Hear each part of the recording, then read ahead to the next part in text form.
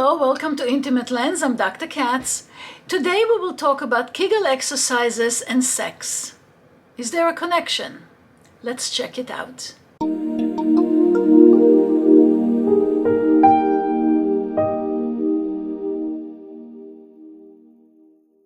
Kegel exercises are the squeezing of the pelvic floor muscles, named after Dr. Arnold Kegel, a gynecologist who lived, let me look at my notes, 1894 to 1981. And he pioneered this non-surgical approach to the treatment of weak muscles for organ prolapse and for urinary incontinence. The concept behind Dr. Kegel's approach was exercise those muscles, exercise those muscles, exercise those muscles. You'll have a strong pelvic floor and everything will be much improved. Over the years, it has been disproved. Yes, the Kegel exercises are extremely important for stability of the pelvic floor. They promote a good feeling that everything is well in place. They help with mild cases of prolapses. They help restoring the pelvic floor after vaginal childbirth. They help with urinary urgency in the case of an overactive bladder. They can calm down the urge to urinate, gives you good muscle awareness, but that's about where it's at.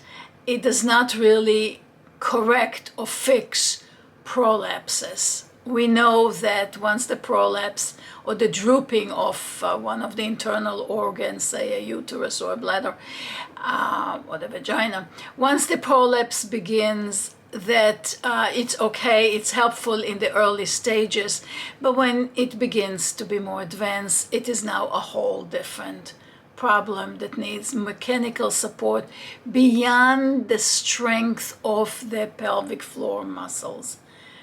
The same with urinary incontinence, the same with overactive bladder. Comes a time when it is a matter of a neurological problem or a physiological problem that goes beyond just the voluntary contraction of the muscles. But it's a great thing to do. Every woman should make sure that her pelvic floor is nice and strong. Just like you work out or you hope that your whole body is well promoted, so should be the pelvic floor. But not necessarily will it be the ultimate solution to some medical problems. How to do the Kegel exercises? Different clinicians have different protocols.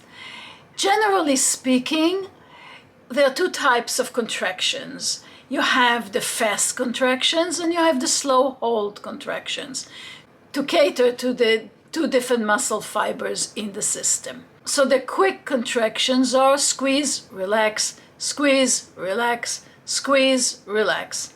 The slow hold exercise is squeeze and hold, hopefully for 10 seconds, and then let go for 10 seconds, and hold for 10 seconds, and let go for 10 seconds. One has to be very patient when they do Kegel exercises because it will take time to build up this ability to do them proficiently and for the entire protocol, whichever one you were given. So as we said, a general protocol, because different clinicians differ with their approaches, but the general protocol would be work your way up to 30 fast releases and 10 times holding to 10, resting 10 seconds in between.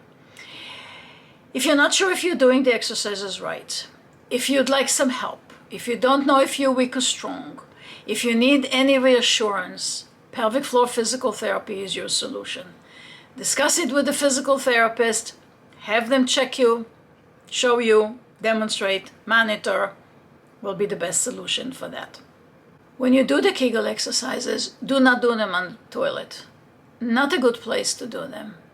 Do them when you're seated, watching TV, any other times designated or occasional, whenever you set it up to do.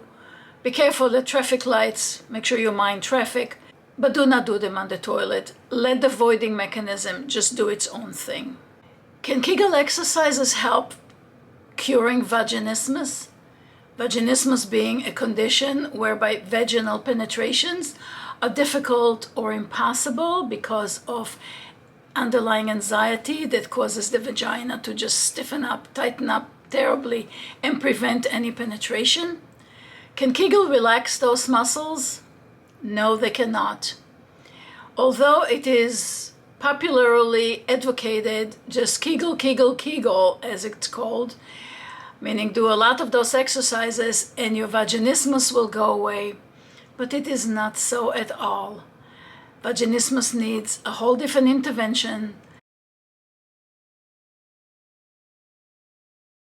Some will say, here is a connection to sex. Sex as in intercourse.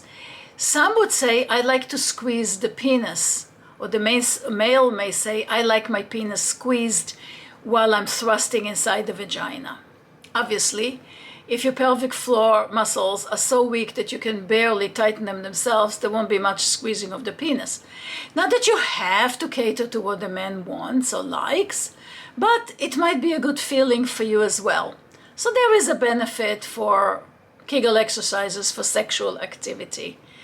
But when it comes to sex, very little has to do with the Kegel exercises. It's the muscle that contracts during orgasm. You can strengthen it in order to squeeze the penis harder if you want. Other than that, it plays no role in sexual activity, desire, arousal, or satisfaction.